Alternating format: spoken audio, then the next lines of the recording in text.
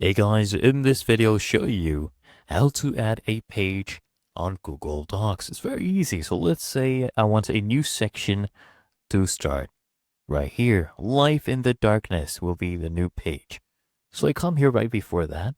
I click on Insert. Okay. Then we get a drop-down menu. Look at this. This is Break. Hover over here. And then we could just go ahead and click on Page Break. So the shortcut is also Control plus Enter. So let me go ahead and click on this. Check this out, guys. We have a page break. Okay, so I just inserted a new page. So if you want to add a page after, so let's say after this, I just come here, do Control plus Enter. We have started a new page right here. What I don't recommend you doing, guys, don't start pressing Enter here multiple times just to get a new page.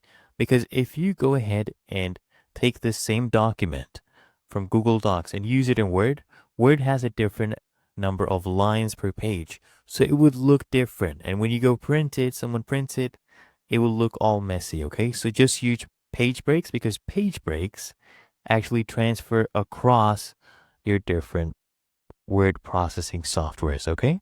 And it's really that easy and simple.